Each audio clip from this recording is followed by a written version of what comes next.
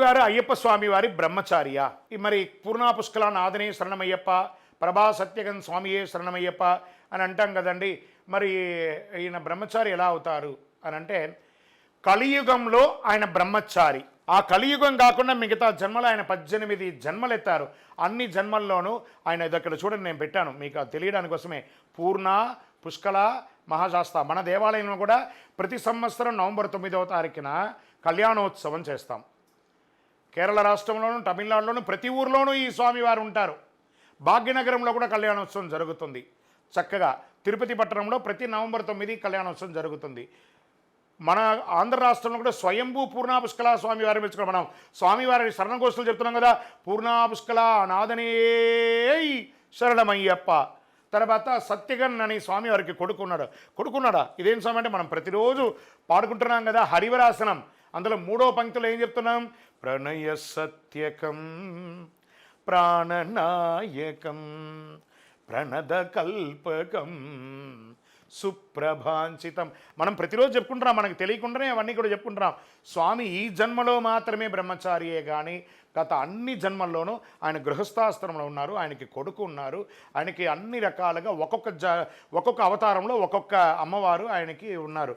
పూర్ణ, పుష్కల, శ్రీమదన, శ్రీవర్ణిని, ప్రభా, శుభకీర్తి అనే 6 దేవీర్లతోనూ సత్యగన్ అనే ఒక కొడుకుతోనూ స్వామివారు ఉన్నారు.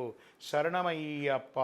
గురుగారు, నేను ఇక్కడ మా సన్నిధానంలో మా దేవాలయంలో నేను ఇరుముడి కట్టుకొని మా మాల వేసుకొని ఇరుముడి కట్టుకొని శబరిమలకి వెళ్ళానండి. నేను శబరిమలకి వెళ్ళి దారిలో వస్తుండగా ఎక్కడన్నా మాల ఇప్పేయచ్చా అంటే తప్పు కదా. ఆ వనరక్షక దేవత మీ ఇంటి ముందర మీరు కొబ్బరికాయ కొట్టేస్తారు, స్వామి నేను వెళ్ళి వచ్చేంత వరకు చూసుకోండి అని చెప్పేసి. మీరేమో అయ్యప్పగా వెళ్ళారు, వచ్చేటప్పుడు బోడిగుండుగా వచ్చేస్తారు. నేను తిరుపతికి వెళ్ళాను, బోడిగుండు కొట్టుకున్నానండి, ఇంకో చోటికి వెళ్ళాను, బోడిగుండు కొట్టుకొని వచ్చానంటే కాదు. ఎక్కడ మాల వేస్తే, ఎక్కడ ఇరుముడి కడితే మళ్ళీ అక్కడే వచ్చి అఖండ జ్యోతిని చూసిన తర్వాత మాల ఇప్పాలి. దారంబడి మాల వేసి ఇప్పేస్తే ఆ యొక్క ఉపయోగం ఏంటి? కాబట్టి ఎక్కడ మాల వేసుకుంటే అక్కడే వచ్చి విరమణ చేయాలి. శరణమయ్యప్ప. అయ్యప్ప స్వామి వారికి తండ్రి ఎవరు, తల్లి ఎవరు? అయ్యప్ప స్వామి వారికి సాక్షాత్ పరమేశ్వరుడు, మహావిష్ణువు అవతారాల్లో ఒకటైనటువంటి మోహిని అవతారంలో ఉన్న మహావిష్ణువు అయినటువంటి మోహిని స్వామివారి యొక్క తల్లిదండ్రులు. మరి స్వామివారిని కలియుగంలో పెంచినటువంటి తల్లిదండ్రులు ఎవరు? స్వామివారిని పందల రాజుగా ఉన్నటువంటి ఆ రాజు పెంచాడు. కాబట్టి ఎలా రాజుకు దొరికాడు? గోరాడవిలో బాలునిగా సర్పము నీడలో తవలింప వేటకు వచ్చిన బాలునకు రాజునకు పసిబాలునిగా కనిపింప. ఆ రాజు పందల రాజు వేటకు వెళ్తుండగా పంపానదీ తీరంలో స్వామివారు ఆ యొక్క సర్పం నీడలో ఉన్నారు. తీసుకువెళ్ళి ఆ భార్యకు ఇచ్చాడు. వాళ్ళకి పిల్లలు లేరు, పెంచుకుందాము శివ ప్రసాదమని. అతని పేరు రాజరాజవర్మ. స్వామివారి యొక్క తండ్రి పేరు రాజశేఖర పాండ్యుడు రాజరాజవర్మ. ఆ అమ్మవారి పేరు, పెంచిన అమ్మ పేరు ఆర్యాంబాళ్. తల్లిదండ్రుల యొక్క పేరు, పెంచిన తల్లిదండ్రులు వీరు, జన్మ ఇచ్చినటువంటి తల్లిదండ్రులు వారు. శరణమయ్యప్ప. ధరించకూడని అయ్యప్ప స్వామి దీక్ష ఎప్పుడెప్పుడు ధరించకూడదు, ఎప్పుడప్పుడు దీనికి ఏమైనా నియమ నిబంధనలు ఉందా అని అంటే, తల్లిదండ్రులు మరణిస్తే 1 year వరకు ధరించకూడదండి. భార్య చనిపోతే కూడా 1 year వరకు ధరించకూడదు. కూడా పుట్టిన వాళ్ళు, దాయాదులు వాళ్ళందరూ కూడాను చనిపోతేనే వాళ్ళకి 48 రోజులు ధరించకూడదు. ఇంట్లో ఏమైనా పురుడు వస్తే 11 రోజుల వరకు ధరించకూడదు. ఇవన్నీ కూడా ఉన్నాయి. ఆఖరికి ఫ్రెండ్ చనిపోయినా మాల ఇప్పి వాడి యొక్క దుఃఖ కార్యక్రమంలో పాల్గొని తర్వాత వచ్చి మళ్ళీ కంటిన్యూగా మొదటి రోజు నుంచి మళ్ళీ దీక్ష తీసుకోవాలి.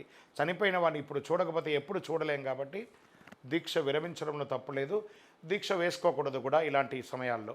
శరణమయ్యప్ప. మాలాధారణ చేసినప్పుడు పడి పూజలు చెయ్యాలా గురువుగారు? తప్పకుండా చెయ్యాలా. మాకంత స్తోమత ఉంటుంది ఉండదు. మరి దీనికి ఏమైనా నియమ నిబంధనలు ఏమైనా ఉన్నాయంటే, మాలాధారణ చేసేటప్పుడు మనం ఇంట్లో 10 మందిని పిలిచి భోజనం పెట్టినా కూడా అది పడి పూజ కింద లెక్క అండి. పడిపూజ అంటే ఏదో హంగామా ఆర్భాటంగా చేసుకునేది కాదు. అవకాశం ఉన్నవాళ్ళు 10 మంది చూడాలి, 10 మంది ఆనందం పొందాలని ఆర్భాటంగా చేయడంలో తప్పలేదు. మనమందరం వెళ్ళి ఆ అద్భుతాన్ని చూడొచ్చు. అవకాశం ఉన్న వాళ్ళు పడిపూజ చేయండి, లేదా ఒక 11 మందికైనా పిలిచి ఇంట్లో భోజనం, లేదా ఆఖరికి ఒకే ఒక కన్నయ్య స్వామికైనా పిలిచి భోజనం పెట్టండి. స్వామియే శరణమయ్యప్ప అని చెప్పండి. అయ్యప్ప ఆనందపడతాడు. శరణమయ్యప్ప. అయ్యప్ప స్వామి వారి దీక్ష తీసుకుంటే ఉపవాస నియమాలు ఏంది? స్వామి నేను ఈ 40 రోజులు భోజనం చేయనండి అని ఒక వైరాగ్యంగా చెప్తాడు. సాక్షాత్ అయ్యప్ప నీ మెడ మీదకి వచ్చేసాడు కదా, ఆయన పస్తు పెడతావా? మిగతా రోజుల మట్టుకు ఉదయం, మధ్యాహ్నం, సాయంత్రం, రాత్రి అన్ని రకాల చెత్త వేసి బాడీ నాశనం చేస్తావు. ఆయన ఉన్నప్పుడైనా సాత్వికమైనటువంటి ఆహారమైనా కొంచెమైన ఆహారం తినాలి, కానీ అతిగా తినకూడదు. సాత్వికమైనటువంటి ఆహారం, కూరగాయలు, పండ్లు, భోజనాలు, కొంత అల్పాహారం, ఆయిల్ ఫుడ్స్ని అవాయిడ్ చేయండి. ఫస్ట్ బ్రహ్మచర్యం పోతుందండి దానివల్ల. ఆయిల్ ఫుడ్స్ ఆపేసేయండి. అమ్మలారా, ఈ భోజనం పెట్టేటప్పుడు అందరికీ ప్రార్థన చేస్తున్నారు. టీవీ చూస్తున్నటువంటి స్వాముల యొక్క తల్లులు, అమ్మ స్వాములు, మాళిగ పెడతారు. అందరూ అయ్యప్ప మా ఇంటికి వచ్చారు, 18 రకాలు పెట్టాలి, 25 రకాలు పెట్టాలి. మీ కోరికలంతా అయ్యప్పల మీద పెట్టి వాళ్ళ యొక్క దీక్షని భంగం చెయ్యకండి. దయచేసి సింపుల్గా సాత్విక ఆహారం పెట్టండి. శరణమయ్యప్ప. మధ్యాహ్నము మాల వేసుకున్న వాళ్ళు మధ్యాహ్నం నిద్రపోవచ్చా అని అంటే ఆలోచించుకోండి. అయ్యప్ప స్వామి ఏమన్నారు? నువ్వు చేసే వృత్తిని ఒంటికి 1 గంట సేపు చేస్తే అది నీ ఇంటికి 2 గంటల సేపు చేస్తే నీ దీక్ష యాత్రకని చెప్పారు. కాబట్టి అలసట ఎక్కడి నుంచి వస్తుందండి? పని చేయండి, త్వరగా పడుకోండి, రాత్రి నిద్ర ప్రయత్నం చేయండి. మధ్యాహ్నం నిద్ర ఏందండి మరి ఘోరంగాను. శరణమయ్యప్ప. గురుగారు యొక్క స్కూల్కి వెళ్ళే పిల్లలు, అది మగపిల్లలైనా ఆడపిల్లలైనా ఎలా వెళ్ళాలి? కాలేజీకి వెళ్ళే మగపిల్లలు ఎలా వెళ్ళాలి అని అంటే ఇది చాలా controversial question and typical answer. దీన్ని జీర్ణించుకోక తప్పదు. మిడిమిడి జ్ఞానంతో కామెంట్స్ పెట్టకండి. ప్రాక్టికల్గా అయ్యప్ప మాల వేసుకుంటే ఏం చేయాలి? నల్లబట్టలు వేసుకోవాలన్నా లేదా? అలాగే స్కూల్కి వెళ్ళాలంటే స్కూల్ యూనిఫామ్ వేసుకోవాలి. దానికి ఒప్పుకుంటేనే మీరు మాల వేసుకోండి, లేకపోతే మాల వేసుకోకండి. ఈ ఒక మాల వేసుకునే పాప కానీ బాబు కానీ స్కూల్కి వెళితే ఆ నల్ల బట్టలతో మంచిగా మాలలంతా బయట వేసుకొని బొట్లంతా అలా పెట్టుకొని వెళితే ఆ యొక్క స్కూల్లో ఉద్యోగం చేసే స్త్రీలు, వారి యొక్క ఋతుచక్రంతో ఉన్న వాళ్ళు కూడా వచ్చే అవకాశాలు ఎక్కువ ఉంటాయి. వీళ్ళని చూసి అయ్యో సాక్షాత్ అయ్యప్ప అని చెప్పి వాళ్ళు దూరంగా వెళ్ళిపోతారు. వీళ్ళు ఒక్కళ్ళు దూరంగా వెళ్ళడం వల్ల ఈ ఒక్క స్వామి వల్ల ఎంటైర్ క్లాస్ డిస్టర్బ్ అవుతుంది. సో ఆ మేనేజ్మెంట్కి, ఆ చదువుకోవాలని వచ్చిన పిల్లలకి అందరికీ ఒక స్వామి వల్ల మిగతా వాళ్ళకందరికీ చదువు అనేది ఇబ్బంది అవుతుంది. కాబట్టి దీక్ష మీకోసమే కానీ స్కూల్కో కాలేజ్కో కాదు. స్కూల్కి వెళ్ళేటప్పుడు స్కూల్ యూనిఫామ్, అయ్యప్ప శబరిమలకి వెళ్ళేటప్పుడు ఎలా అయ్యప్ప యూనిఫామో స్కూల్కి వెళ్ళేటప్పుడు స్కూల్ యూనిఫామ్ ఖచ్చితంగా వేసుకుంటేనే దీక్ష తీసుకోండి, లేకపోతే తీసుకెళ్ళకండి. కాలేజీకి వెళ్ళిన వాళ్ళైనా స్కూల్కి వెళ్ళే వాళ్ళైనా దీక్ష మీకోసమే కానీ కాలేజ్ అనేది కాస్త ఎక్స్క్యూజ్ అవ్వచ్చండి. ఎందుకంటే వాళ్ళకి అన్నీ ఆల్మోస్ట్ జాగ్రత్త పడతారు కాబట్టి స్కూల్లోనే ఎక్కువ ఉంటారు. ఎందుకంటే మదర్ లవ్ నుంచి స్కూల్కి వెళ్ళేటప్పుడు ఎక్కువ శాతం ఆడవాళ్ళే టీచర్స్గా ఫ్యాకల్టీస్ ఉంటారు. కాబట్టి స్కూల్కి వెళ్ళే వాళ్ళ గురించి ఆలోచిద్దాం. స్కూల్ నియమ నిబంధనలకి ఉల్లంఘన లేకుండా దీక్ష తీసుకుంటే తీసుకోండి, లేదా పిల్లలకి మాలలు వేయకండి. మీరు విరుద్ధంగా మాట్లాడుతున్నారు, ఆధ్యాత్మికం చెడగొడుతున్నారు, ఇవన్నీ కామెంట్స్ అంతా పెట్టకండి, ఉపయోగమే లేదు. మీ బుర్రకు ఆలోచించండి. మీ పిల్లల్ని మీరు మాల వేసుకుంటే నల్ల బట్టలు వేసుకోవాలని అనుకుంటున్నారా లేదా? ఆ స్కూల్కి వెళ్ళేటప్పుడు ఒక సంతకం పెట్టుంటారు, మేము స్కూల్ మేనేజ్మెంట్ యొక్క అధికారాలను మించి మేము ఏ విధమైన ప్రవర్తన చేయమని మీరు సంతకం పెట్టి టీసీ ఇచ్చారు అక్కడ. కాబట్టి ఆ పద్ధతి, ఆ స్కూల్కి ఎంత విలువ ఉందో మీ దీక్ష కూడా అంతే విలువ ఉంది. కాబట్టి దీక్షకి ఇచ్చే విలువే స్కూల్కి కూడా ఇవ్వండి. శరణమయ్యప్ప. అయ్యప్ప స్వామికి నల్ల రంగు అంటే ఎందుకు ఇష్టము? శని ప్రీతి. ఈయనకి ఏమన్నారు? శని ఈశ్వర శబ్దం కలిగినవాడు కదా. ఆ శనీశ్వరుడు కూడా స్వామివారికి దాసులు. ఎలా అయినప్పుడు శని బాధా వినాశాయ ఘోర సంతాపహారిణే కనకాలయ వాసాయ భూతనాదాయ తే నమః. ఆ శని ఈశ్వర శబ్దం కలిగినట్టున్నాడు. ఈ స్వామివారిని పూజించడం వల్ల అర్ధాష్టమ శని, అష్టమ శని, కంఠ శని, 7.5 7.5 శని, జన్మ శని, అన్ని శని దోషాలన్నీ కూడా తొలగిపోతాయి.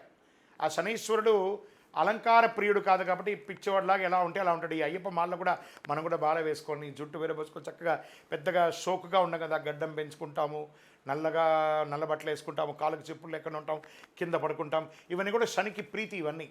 అవన్నీ కూడాను చేయడం వల్ల స్వామికి చాలా ఇష్టం. ఒక నలుపే కాదండి, ఆయనకి కూడా నీల వస్త్రధారియే శరణం అయ్యప్ప